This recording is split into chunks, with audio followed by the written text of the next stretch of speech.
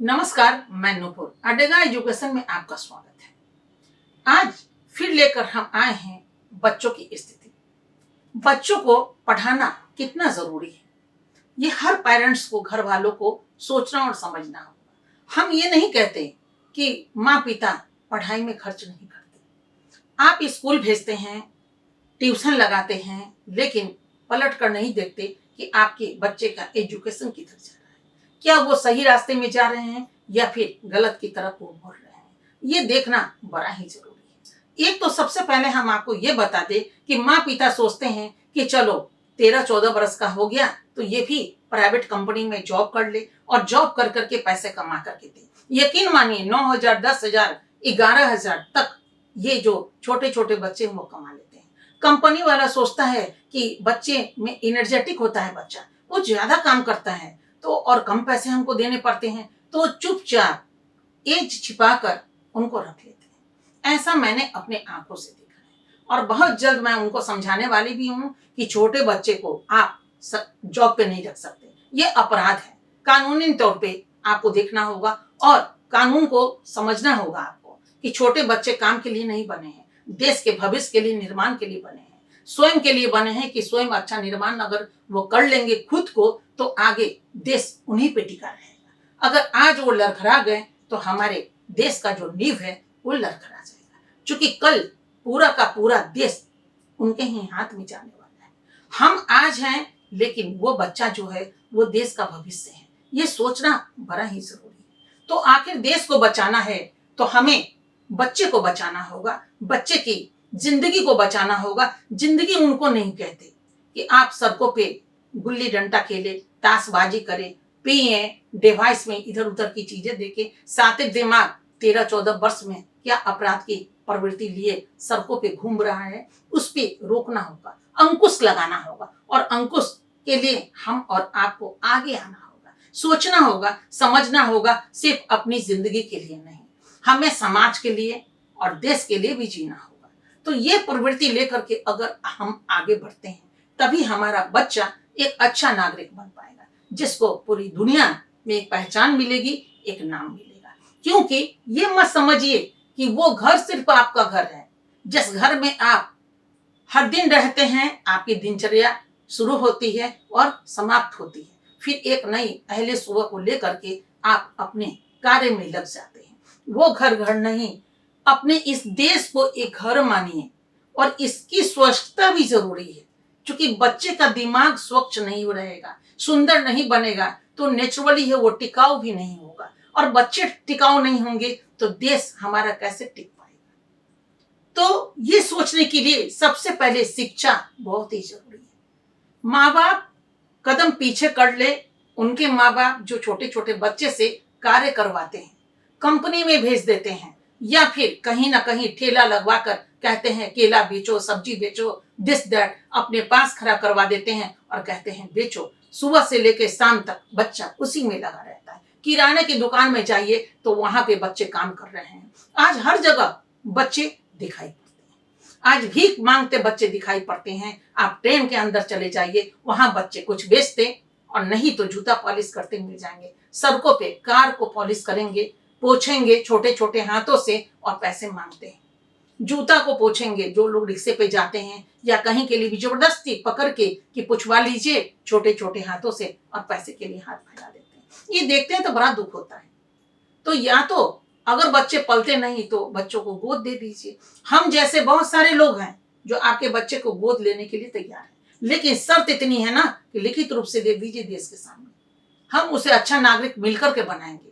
और नहीं तो अगर आपको पैसे चाहिए कि छोटे छोटे 4 बच्चे को आपने छोड़ दिया है कि चारों 10-10 हजार रुपये भी महीना अगर कमा कर देता है तो हमारे पास 40,000 रुपया महीना आ जाएगा, और हम दो पति पत्नी तो कमा ही रहे हैं तो 70-80 हजार रुपया हमारा महीना आ रहा है। आप यकीन मानिए, आप सोच के देखिए, हमने महिला और पुरुष दोनों को देखा है। प्राइवेट स्कूल में आप चले जाइए, कितना तनख्वाह मिलता है एक BA पास, MA पास, क्योंकि पढ़े लिखे लोग वो तो कर नहीं सकते। कुछ भी करेंगे तो सोचेंगे कि पढ़ाई से संबंधित ही काम करें।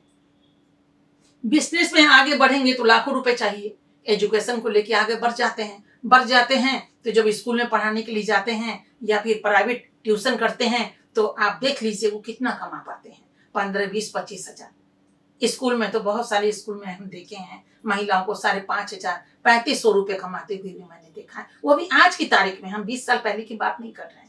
आज भी बहुत सारी महिलाएं आती हैं, मैं पूछती हूँ कितना मिलता है, 3,500 मिलता है। अभी दूसरी तीसरी को पढ़ाते हैं, थोड़ी सी 5वीं तक को पढ़ाने वाली को 5,500 मिलता है, कुछ को 12,000 मिलता है, पुरुष को 15-17 हजार रुपये मिलते हैं। ये उनकी है एजुकेशन। देखिए फिर ये जो कमा रहे हैं उनकी, और ये जो भीख मांग रहे हैं, यूं ही ये बच्चे तो ऐसे ही 10-10 कमा रहे हैं। आप सोचिए ना, 300, 400, 500 प्रतिदिन कितना लगेगा।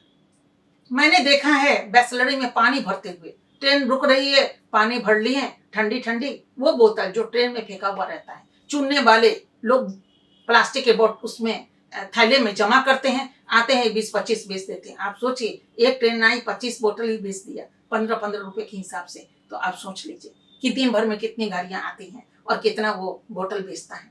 और इस तरह की चीजें आंखों देखा हाल में बता रही हूँ। तो बच्चे को रोकना होगा। आज 145 करोड़ में हम पहुंच चुके हैं, ये आबादी जो है। अब बच्चे तो मुट्ठी भर हैं जो ऐसे काम कर रहे हैं। तो आप जहां भी देखते हैं वो ट्रेन में चढ़ रहे हैं तो बच्चे से मत लीजिए पानी, बच्चे को समझाइए। जो प्लेटफॉर्म पे खड़े हैं वो भी उनको समझाएं, ना समझाएं एक स्थिति में उनको वहां तक पहुंचा दे जहां पे बच्चे की पढ़ाई हो। हर आदमी अगर इसमें लग जाएगा, यकीन मानिए कल का भविष्य उज्जवल हो जाएगा। लेकिन इसमें सोचते हैं मेरा क्या जा रहा है, अच्छा है अपना कर रहा है, गरीबी में चल रहा है, अच्छा है मेरा बच्चा तो पढ़ रहा है, उसके बच्चे से मुझे क्या लेना देना। लेकिन यकीन मानिए उसके बच्चे से मुझे लेना देना है और आपको भी लेना देना होगा। कैसे? क्योंकि पड़ोसी रोएगा तो चैन से तो आप भी नहीं सो पाएंगे। अगर पड़ोसी हंसेगा तो आपके घर में भी खिलखिलाहट आएगी। सोचिएगा कि अरे वो किस लिए खुश है, उस खुशी से आपको खुशी मिलेगी। लेकिन वो रोएगा तो रात भर आप चैन से सो नहीं पाएंगे, फिर आपकी दिनचर्या क्या होगी। तो अपराधी तत्व का बच्चा अगर बगल में बड़ा हो जाएगा और आपके बच्चे पढ़ लिख कर बड़े बन जाएंगे, अब सोचिए आपके बच्चे पढ़े लिखे और वो अपराधी बन जाएंगे, दोनों का क्या कॉम्बिनेशन हो पाएगा। दोनों पड़ोसी हैं, फिर क्या होगा आपके घर का और आपके बच्चे का। इसलिए पड़ोसी को भी पढ़ा लिखा बनाना बड़ा ही जरूरी है, क्योंकि पढ़े लिखे लोग कितना भी अपराध करेंगे, सोचेंगे 100 दफा और कदम को पीछे कर लेंगे। लेकिन जिनके पास शिक्षा नहीं है उनके पास दिमाग भी बहुत कम है, और जब कम दिमाग है तो वो सोचेंगे चलो 2 लाख रुपया लूट लेते हैं, उससे हम चलेंगे, एटीएम लूट लेते हैं, बैंक को लूट लेते हैं, और उसके बाद जो पकड़े जाते हैं तो अंदर चले जाते हैं। तो वो तो नादान है। इसलिए इस नादानी को रोकना होगा। और अपने बच्चे को जो अभी आप चाहते हैं कि वो कमा कर दे, वो कमाएगा, 10,000 नहीं 1 लाख भी कमा कर देगा। लेकिन अच्छे नागरिक तो बनने का उसको एक रास्ता दीजिए, एक सुमार्ग दीजिए, ताकि उस सुमार्ग पे वो बढ़कर पढ़ लिख करके वो आप ही का है, आप ही का रहेगा। ये मत भूलिए। तो आज जब लालच करेंगे आप कि बच्चा अभी से कमा ले, तो आपकी जिंदगी सबरेगी, सिर्फ आपकी, आपके बच्चे की, और बच्चे की तो एकदम नहीं सुधरेगी। और उससे जो आप आज कहते हैं कि हम आजाद भारत के नागरिक हैं, क्या वो कह पाइएगा? अगर सभी लोग डुबा ही देंगे अपने बच्चे के भविष्य को, तो फिर ये 15 अगस्त जो अभी 2 दिन के बाद आने वाला है, आप देख लीजिए आज की तारीख अभी कितना बाकी है 15 तारीख में आने में।